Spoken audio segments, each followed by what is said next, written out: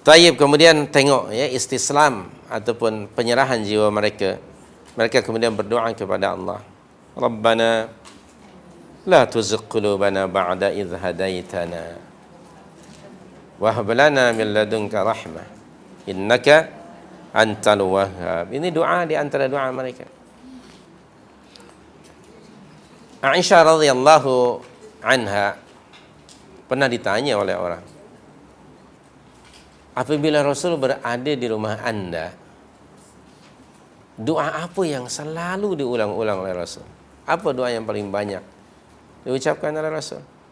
Kata Aisyah, Nabi selalu berdoa, ya muqallibal qulub tsabbit qalbi ala dinik.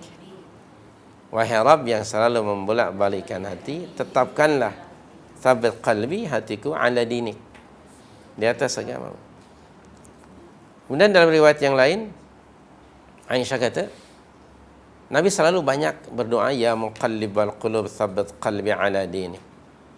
Lalu saya bertanya, kata Aisyah, ya Rasulullah, kenapa anda selalu mengulang-ulang doa ini?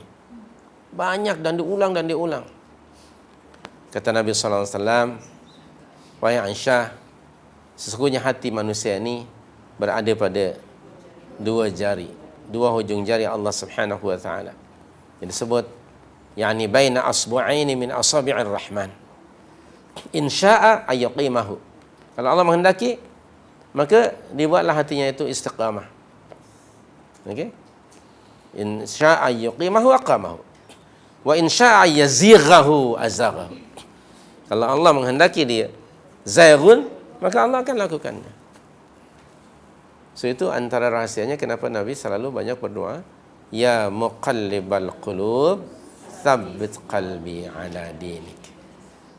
Ada riwayat yang lain, wa ala ta'atik, yang atas kataan. Karena hati kita selalu astaghfirullahalazim. Kadang-kadang begitu, kadang-kadang begini. Kadang-kadang ada mood, kadang-kadang tak ada mood. Betul? Kadang-kadang baik, kadang-kadang tidak. Selalu berdoa kepada Allah. Kadang-kadang semangat nak melakukan amal yang saleh. Kadang-kadang ya Allah malasnya, beratnya. Ya Allah biarkan.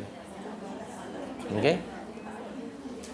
Nah itulah dia antara doa yang dibacakan oleh Nabi sallallahu alaihi wasallam, dan ini sesuai dengan ayat yang ke-8, la tuzigh qulubana. Ya Allah, janganlah engkau jadikan hati kami condong kepada kesesatan.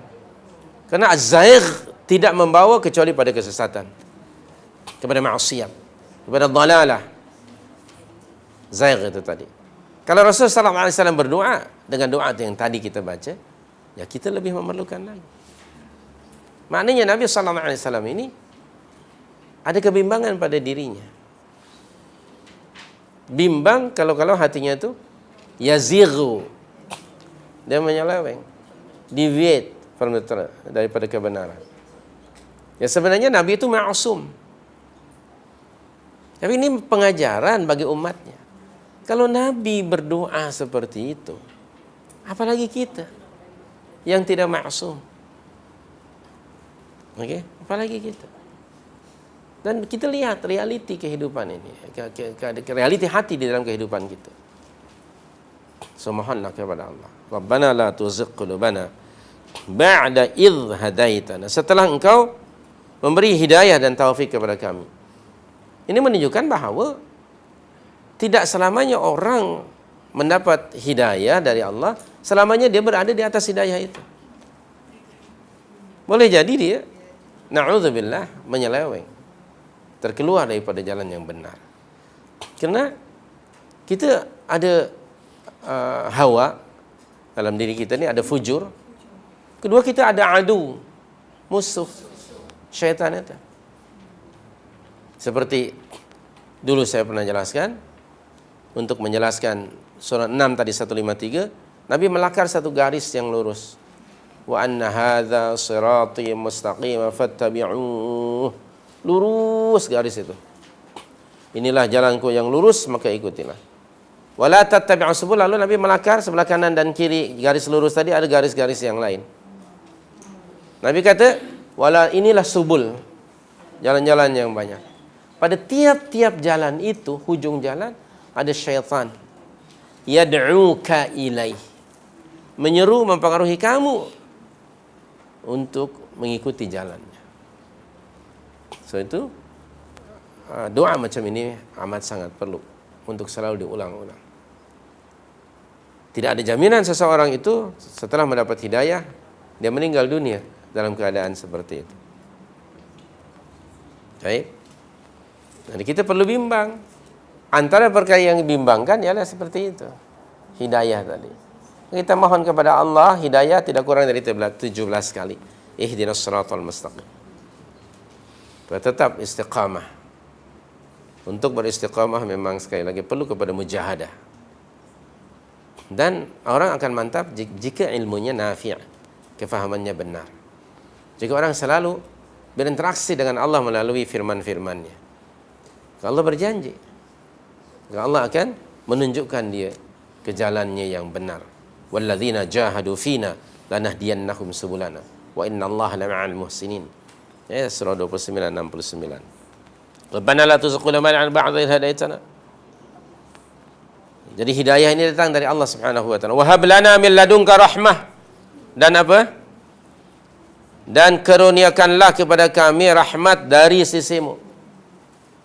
Kita mohon kepada Allah Subhanahu wa taala rahmat. Okey. Bukan hanya kita memohon kepada Allah supaya Allah memelihara kita dari menyeleweng, mengikuti zaighun tadi. Setelah Allah memberikan taufik dan hidayah kepada kita, tapi kita memohon kepada Allah, yakni pada ayat ini ialah rahmatnya. Wa hab lana min ladunka rahmah. Rahmatun wa fadlun min Allah. Atas rahmat dan karunia-Nya lah Anda dan saya kita datang ke majlis ilmu ini. Atas rahmat Allah. Untuk datang ke majlis ilmu bukan mudah. Berat. Ada saja gangguan. Masa nak keluar pula bisan telefon, ya Allah. Bisa nak datang, macam mana? Misalnya yang punya bisan lah. Ada. Nak pergi kelas pula, inilah hari terakhir harga runtuh. Allah. Hingga pukul 10 lagi, padahal kelas pukul 11 habis. Oh, tengok tu. Mana yang nak ikut ni? Allahu Akbar ya Karim. Banyak gangguan. Bukan mudah, maka perlu mujahadah. Kita ada musuh minal jinnati wan nas. Datang ke majlis al-abrar macam ini bukan mudah. Subhanallah. Tiada seorang yang melangkahkan kakinya menuju masjid ataupun majlis ilmu, melainkan tiap-tiap langkahnya direkod oleh Allah satu hasanah. Sedang satu hasanah itu dilipat gandakan pahalanya 10 kali lipat ganda. Tiap-tiap satu langkah yang ia melangkah ke majlis ilmu, Allah hapuskan darinya satu dosa. Tiap-tiap langkah yang ia melangkah ke majlis ilmu, Allah angkat darjatnya satu darjat. Taib, subhanallah. Lalu dalam hadis yang lain pernah kita baca, Nabi menyatakan, man salaka tariqan yaltamisu fihi ilman sahhalallahu lahu tariqan ilal jannah. Sesiapa yang meniti satu jalan, berjalan di atas sebatang jalan. Okey, tujuannya untuk apa? Yaltamisu fihi ilman. Tujuannya untuk menuntut ilmu, mencari ilmu. Sahhalallahu lahu tariqan ilal jannah. Pasti Allah mudahkan baginya jalan menuju syurga. Satu di antara jalan menuju syurga. Ya Rabb.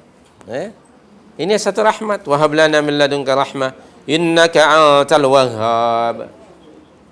Allah lah yang Maha Pemberi karunia. Nah, mintalah kepada Allah rahmat dan karunia ini yang bukan bersifat material. Ada orang yang hidup sehat, ada masa, tapi dia tidak mendatangi majlis-majlis abrar, sebaliknya majlis borak. Boleh jadi. Baik. Minta kepada Allah sesuatu yang bukan bersifat kebendaan.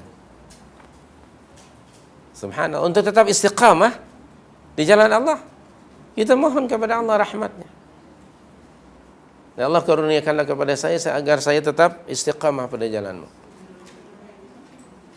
Ya Allah, karuniakanlah kepada saya agar saya sentiasa mensyukuri segala nikmat yang Kau anugerahkan kepadaku. Kita mohon kepada Allah. Ya Allah, saya sedar Engkau telah banyak mengurniakan nikmat-nikmat kepadaku, tapi rasa syukurku kepadamu sangat sedikit. Walaupun saya jarang bersyukur kepadamu ya Allah, tapi Engkau tetap memberikan juga nikmat ini. Doronglah saya untuk sentiasa bersyukur kepadamu. Rahmat